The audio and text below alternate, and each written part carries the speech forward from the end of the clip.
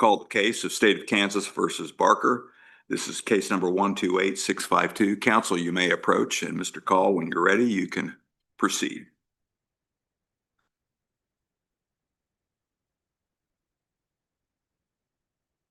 May it please the court, counsel? Yeah, just been doing this. I've got 3 minutes for rebuttal. Just to I did note that, but thank you very much. It's always good to double check.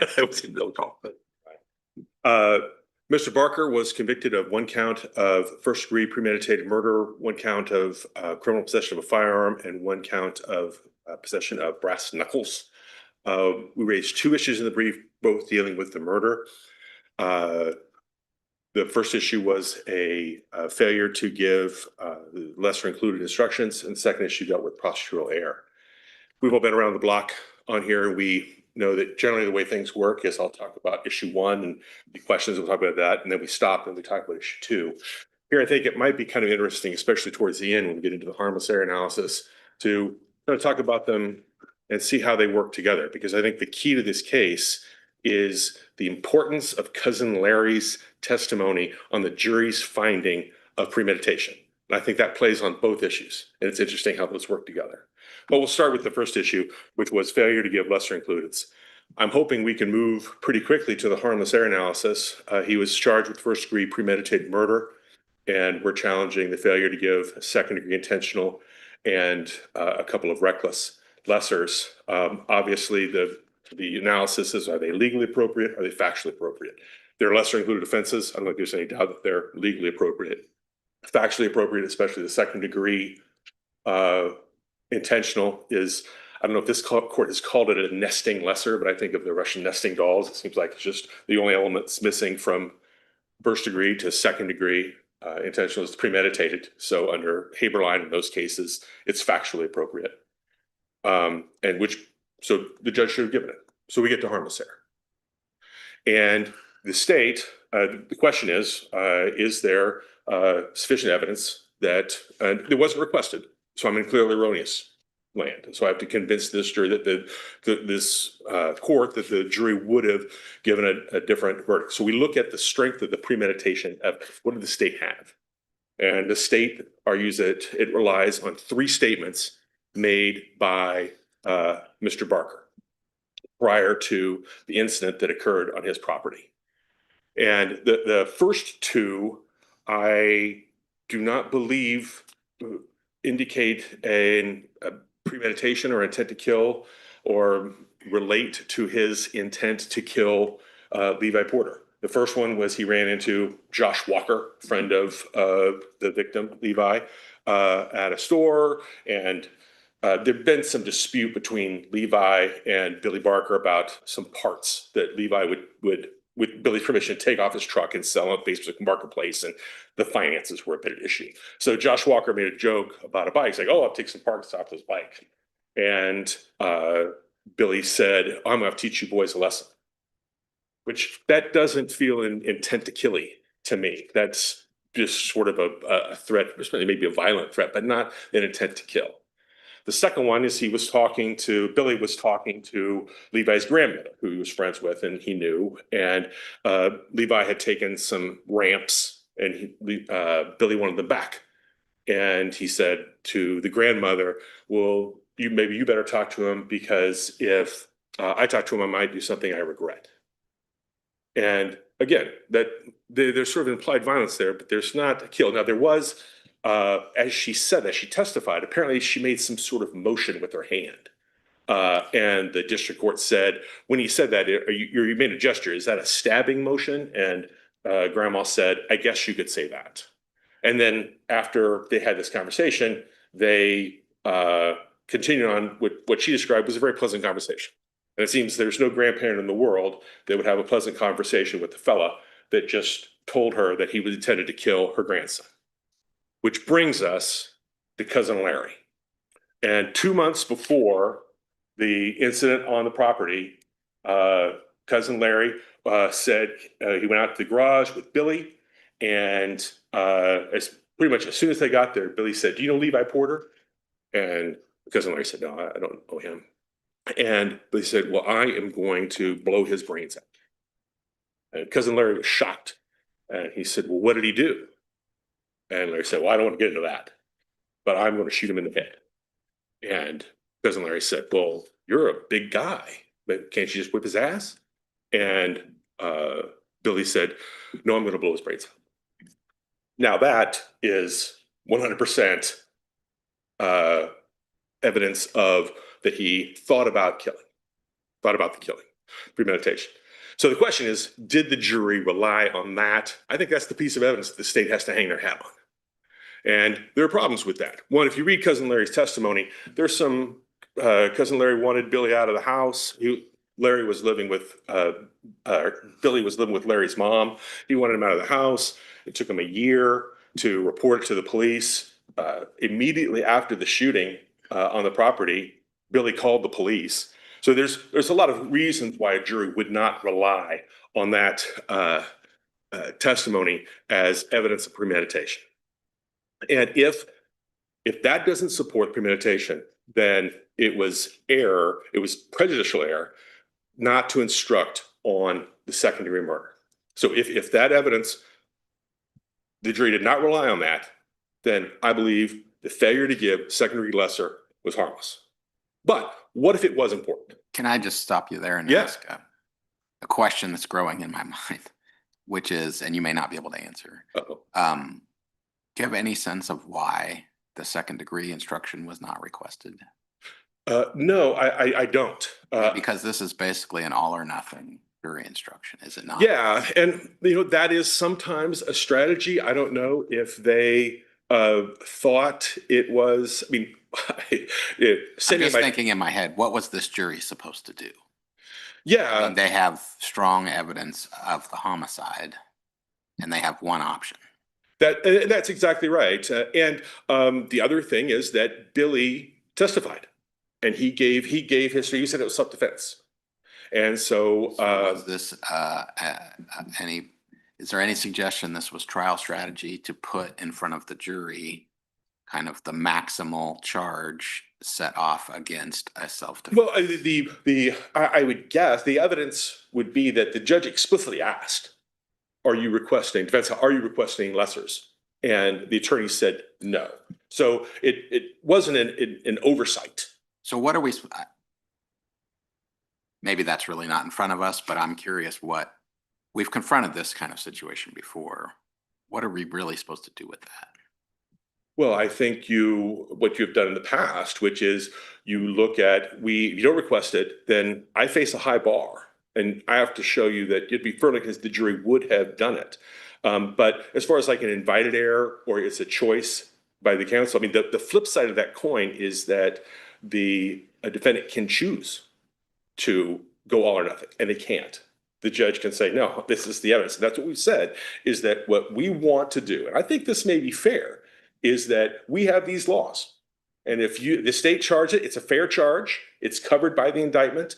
And if the jury, whatever crime the jury believes the defendant is guilty of, then that's what he's guilty of. And it's the judge's job to put those options in front of the jury so that they can choose which crime the legislature has set out. And the defense counsel can't say, oh, we don't want that. Well, if that's the crime that you committed, then that's the crime you're guilty of. And if a jury finds you guilty of that, we let it go. Just go one step deeper. Who erred here? The trial court judge said, my reading, this is the weekend, the Friday before jury instruction or the day before. I've researched lesser included before trial. There's some case law on that. My reading is that it's not required to be given. Is that right? I don't believe that. The lesser included instruction statute says shall be instructed on all lesser included. Yeah. So who erred here? Did the court err here in terms of giving that kind of that there's some permissive statutory leeway in not to give lessers? Yeah, I guess I would say that the error was the failure to give the instructions. It was nervous when the court says I'm not required to, and that seems contrary to statutory direction. And this court's law, I would agree with that. I'm always nervous when you read a judge say, I've researched it and this is what I found. And I say, gosh, I don't think that's Well, right. it just stood out to me that I Yeah. don't think that's, well, I think that's wrong, but I think but that error could have been cured by the giving of instruction. In the end, the error, that was maybe the cause of the error, but the error was the failure to give the The instruction. state claims that that's an invited error. And, you know, if you look at it in terms of the court saying wrongly, let's just say the court's incorrect.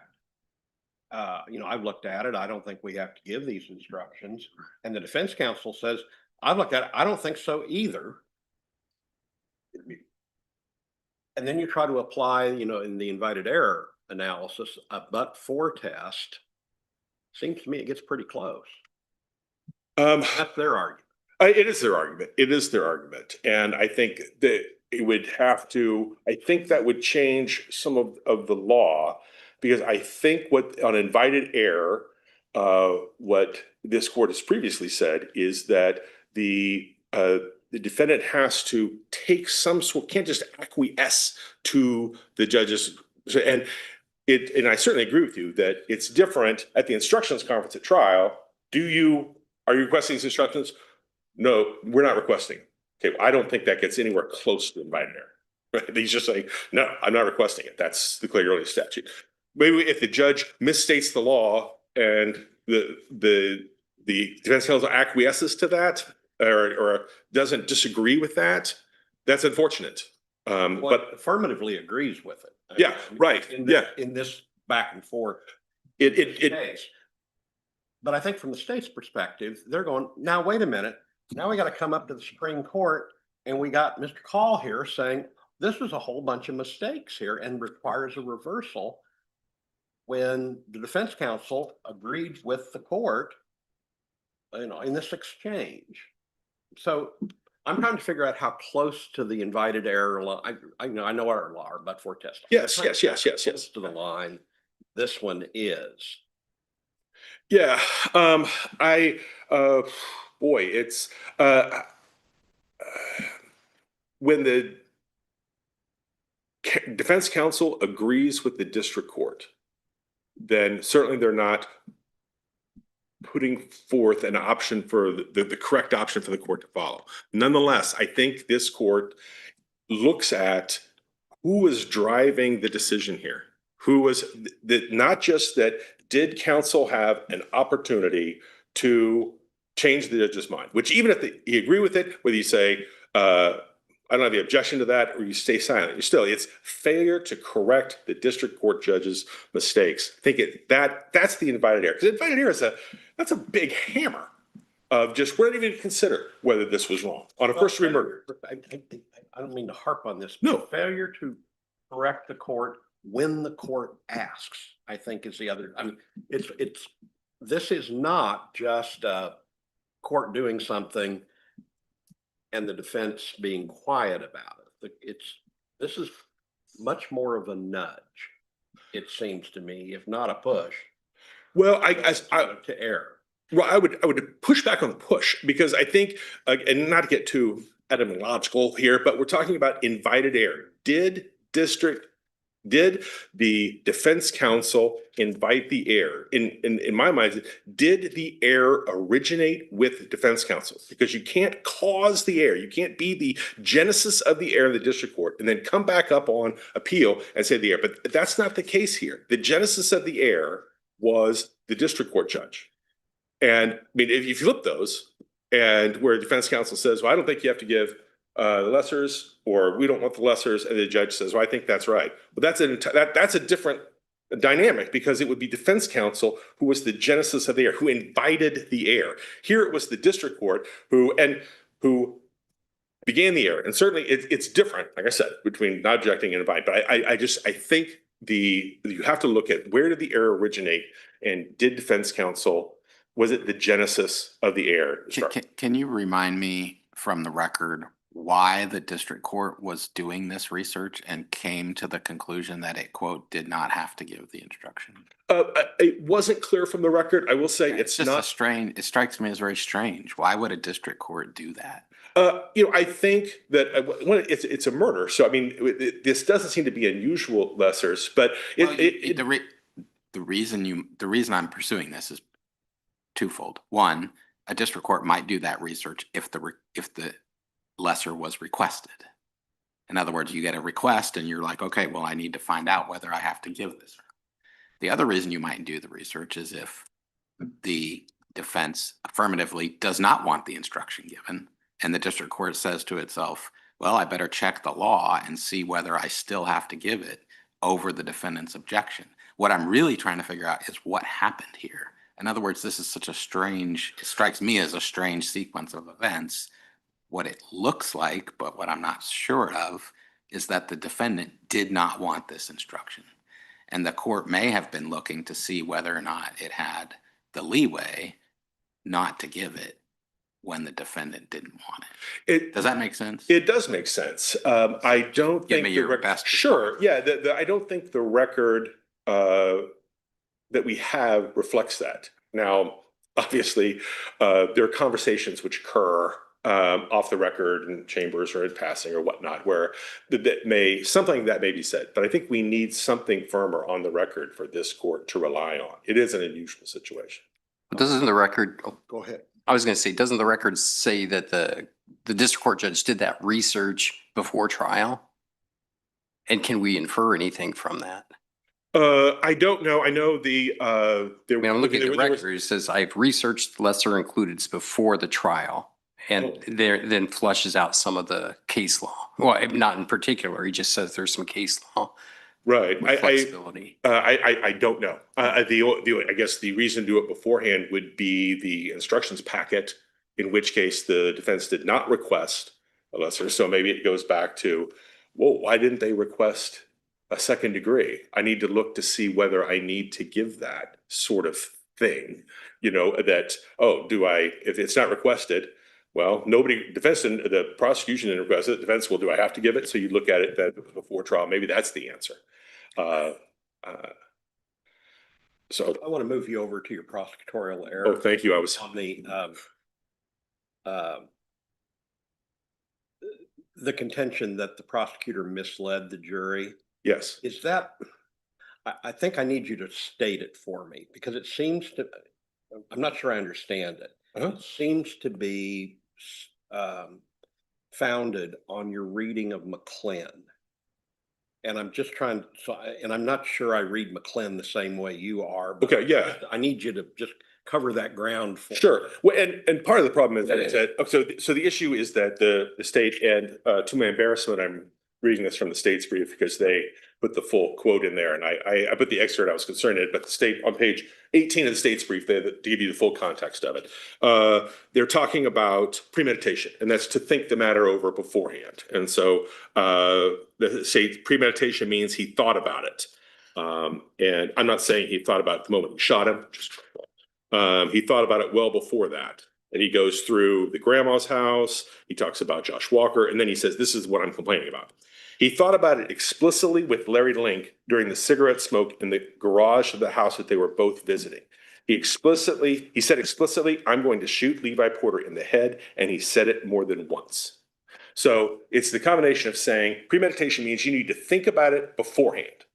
And then telling the jury he explicitly thought about killing him beforehand 2 months earlier in the garage with cousin Larry.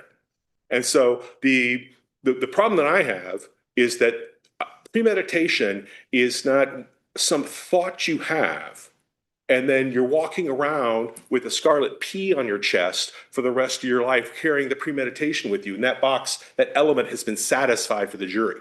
Premeditation, this is where McClin comes in, I think. Premeditation is you have to have thought about it. You have to have thought about the act that you're going to commit. And it's a temporal, of course, it's a temporal thing. And it doesn't have to be necessarily, a stand next to it, but it has to be, you have to think about the act that is being charged, the intentional act of the murder that they say you committed. That's what you have to think about. And that you had a thought 2 months earlier, and then according to their roommate, they lived together, there was no bad blood between them. There's sort of this interim period here of 2 months where then that premeditation is somehow satisfied.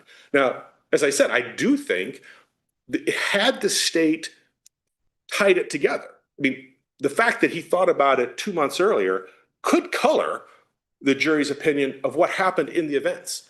So, once you think about killing somebody 2 months earlier, it could be that, well, that shows that in the moments before he actually killed him, that he was thinking about it. That's evidence of that. But that's not how the prosecutor stated this. The prosecutor said, he explicitly said, I'm going to shoot Levi Porter in the head.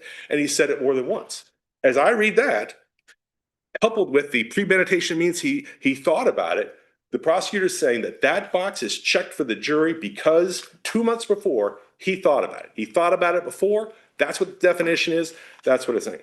And so, Isn't that an evidentiary challenge? I mean, doesn't that originate with the evidence? I mean, shouldn't that have been, if that legal theory is correct, shouldn't counsel have objected to the introduction of that testimony or objected to that testimony? defense counsel, you mean? Correct. No, I don't think so. I mean, because as I said, I think the fact, Once it's in evidence, why can't he make that argument? well, he can make the argument that this prior thought impacted the killing, that Billy's state of mind and his premeditation immediately before or during the intentional act. But what he can't argue is that independently, 2 months earlier, that satisfies the premeditation because he thought about it beforehand. Sometime beforehand, anytime beforehand, he thought about it. Therefore, premeditation is met. So when it came in, it is relevant because if in a murder case, a guy saying 2 months earlier, I'm going to kill that guy. Well, that's relevant, but it's relevant to his state of mind in his premeditation of the act of killing, not just independently because he had that thought months earlier.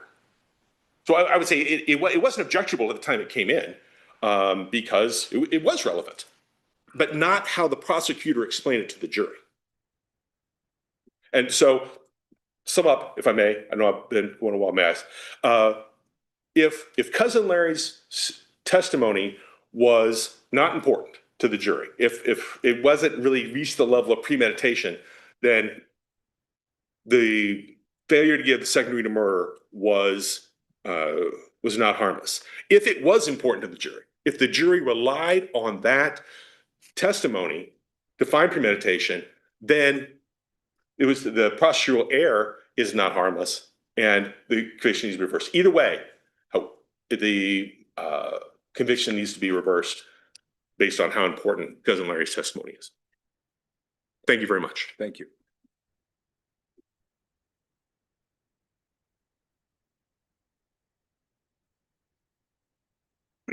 Excuse me. May it please the court, Chris Elsleger, Deputy Solicitor General, appearing on behalf of the state. And I would say I disagree with my opposing counsel that we just jumped straight into harmless error analysis on this. And in fact, I actually, Justice Rosen would push back on the assertion that the judge necessarily misstated the law when she said she did some research and thought the instruction wasn't necessary, because perhaps the district judge read this court's decision in State v. Scaife, which was cited in our They brief. did, and wasn't there a dissent in State v. Scaife? I know that because I authored it. And I took the exact position you're taking today, and ever since, that was a 2008 case, 10 times at least repeated that same argument. And that has never been the law of the state of Kansas.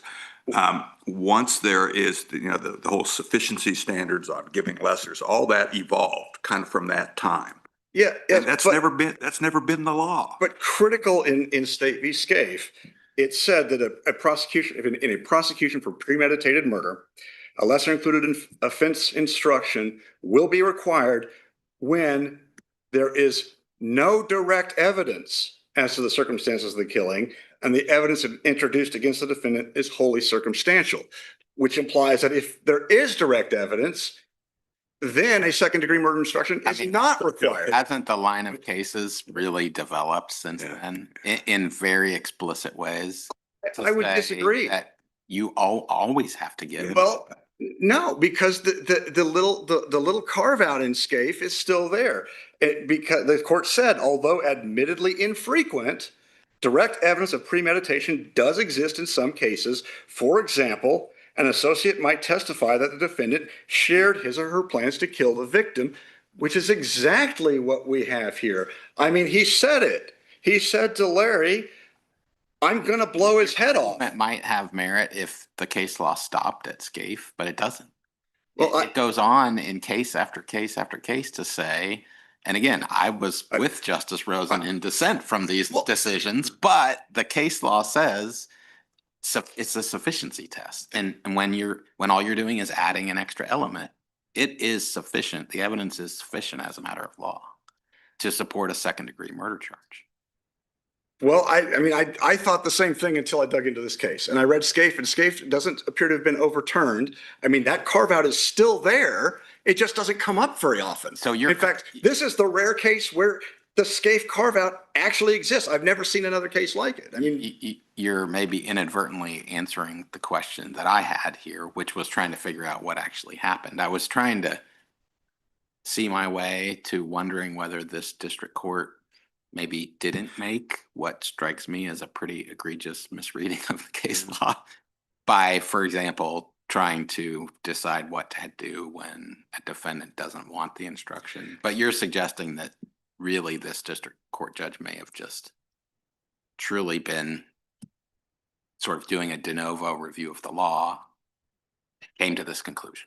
well, when I did, I like I said, I started out with a position like second-degree murder instruction is always required because that's what I thought. But then as I dug through this and I read SCAFE's there, hasn't been overturned. I couldn't find another case where this exact fact pattern happened. The carve out that SCAFE made was when you have direct evidence, well, it's not required. Now, regardless, if we move on, I mean, you could say that carve out just leads to a harmless error. Perhaps that's what the SCAFE carve out actually means, that it's harmless when you have direct evidence of the murder. And here you've got the multiple statements that he made prior indicating that he was going to harm. Now, obviously, if you take the first statement to the kind of vague threat to Mr. Walker, you take the statement with the stabbing action that he made towards the grandmother, that's a little more plain. But when you add those together with the statement to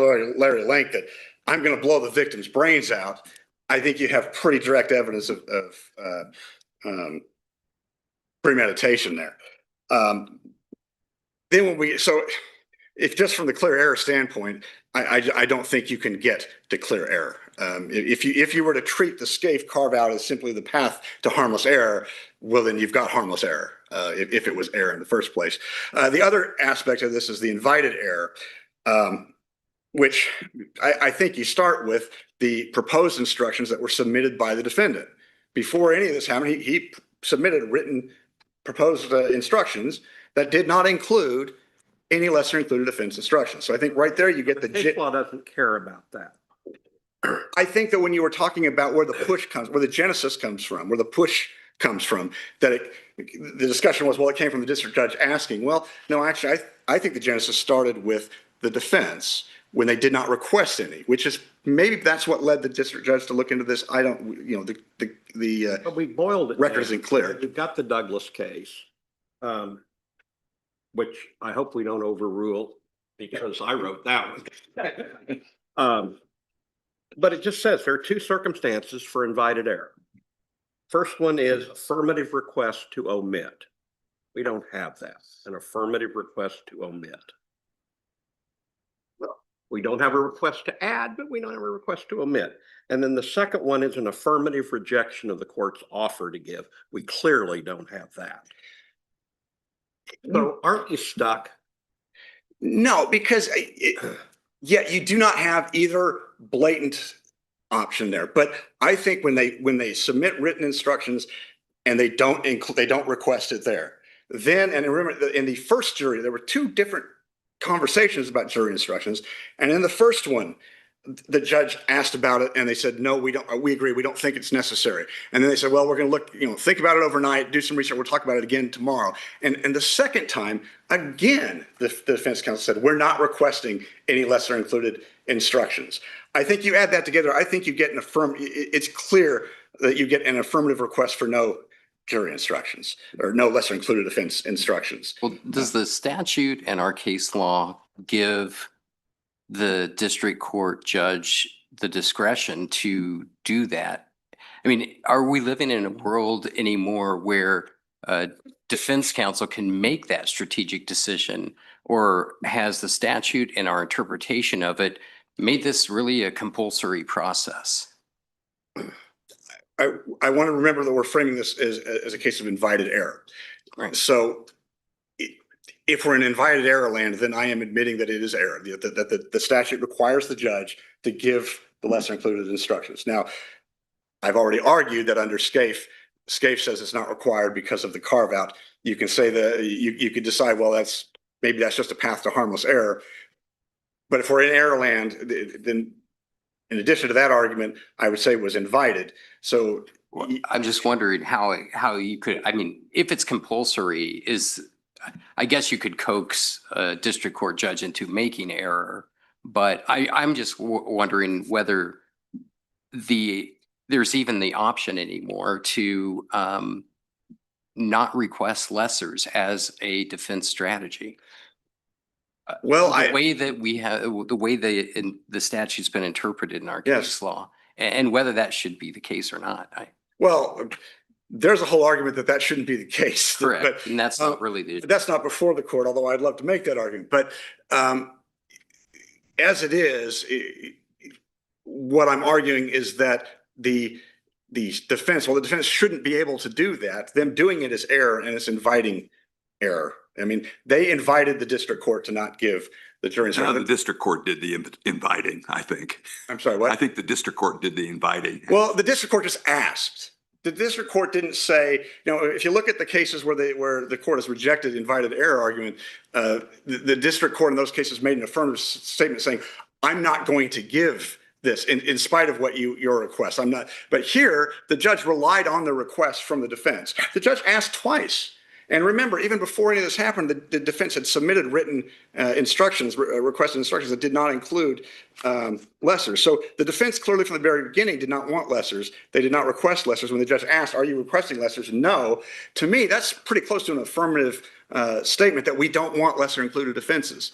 I mean, there's no way around that. The defense clearly did not want any lesser included offenses. They wanted the all or nothing approach that Justice Stiegel discussed earlier. They wanted the jury faced with premeditated first degree murder or self-defense, hoping because they were afraid that they might find something in between. That was a strategic decision by the defense. And there's no evidence of that strategic decision articulated anywhere. Well, of course, you have to infer it from which, we all do. But from the evidence, I mean, if the defense, when the defense attorney did not submit a written request, did not include lessers in his written instructions, and when asked twice by the judge on two different occasions, they said, no, we're not requesting any lessers. I think that's a pretty solid evidence that they did not want lesser included defense instructions. So I think if you have error, it was invited. With the time we have remaining, can I run you over to my question to Mr. Call about McClenn? And seems I don't read that if I understand the defense argument on McClenn, it's that you have to have this intention in an unbroken temporal thing. And so I guess I just want you to talk about how you view the McClenn case, this notion of the again, the contemporaneous temporal string of this intent to kill, that notion. That makes sense? Yeah, I mean, the basis for premeditation is simply to have thought the matter over beforehand. And usually we're arguing about, how, whether it happened and, whether the prosecutor said it could happen in an instant. So we're talking about the seconds or moments before the murder. this is a bit odd because they're arguing that, well, the fact that he thought about it a couple months beforehand, that's not evidence of premeditation, which seems really odd to me because I think that's clear evidence of premeditation. He did, I mean, I think there's probably a mountain of cases out there where someone has formed the idea to kill someone and over days, weeks, months waited for the right moment to do it. That temporal distance doesn't change. That doesn't eliminate the premeditation. They've made the plan, and they eventually act on the plan. So I really don't follow my opposing counsel's argument, quite honestly. I don't know how that's prosecutorial error to argue that, hey, we have evidence that he thought about this beforehand 2 months ago. Earlier, he said he was going to shoot this guy in the head, and then he does it. That's evidence of premeditation. I think that's a very fair argument by the prosecutor to make. That's not misstating the law. That's accurately stating the law. The law says premeditation means to have thought the matter over beforehand, before the act. And clearly the evidence indicated that he did. And I think as I was listening to opposing counsel here, it seems like he's asking the court to weigh the credibility of cousin Larry, and we're not here to do that. Clearly the jury believed Larry's testimony that Mr. Barker said he was going to shoot the victim in the head. And that's, this court's not, appellate courts don't reweigh evidence or assess witness credibility. So I think that's off the table. The fact is that was the testimony, that was the evidence, and the prosecutor merely commented on the evidence. He made a logical inference that's consistent with the law that him stating he was going to shoot him in the head, and then he did it is a strong, a strong inference that he thought the matter over beforehand and carried out the act. I mean, I just don't know how that could be prosecutorial error. I don't know what the prosecutor. I'm befuddled by that argument, quite honestly. Any other questions, colleagues? Okay, I guess I've talked myself into a corner. All right. No, do you have any further? You got a minute left, Mr. Elslinger, to get yourself out of the corner. I have nothing left to add other than I would ask that you affirm the district court. Thank you, Mr. Call.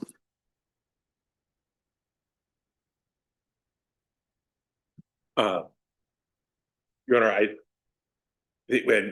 don't know, when you're an advocate, you always think of the great thing to say as you're walking down the stairs. And so fortunately you helped me, because when you asked the question, you described my argument as an unbroken temporal line to the thing. And I want to clarify that's not what my argument is. For example, if say he had made those comments to cousin Larry that afternoon, and then got in his car, drove around, and then later that afternoon. So it's more temporally, let me say it like this. The key moment for the jury to consider of whether he premeditated is whether he premeditated the act leading the act, whether he premeditated the act of the killing, the intentional act. Did he premeditate that? Is there evidence that he premeditated that act? And statements before, even if they're not temporarily, even a statement maybe a day before, could lead the jury to believe that immediately prior to the act, that there was premeditation immediately prior to the act. As a part of the act, there was premeditation, that those existed. What the state argued here was that because Billy 2 months earlier thought about it beforehand, premeditation, check that box. And as I read it, it wouldn't matter then. Did he premeditate when during the killing, during the intentional act, when he was on the property, did he premeditate that act then?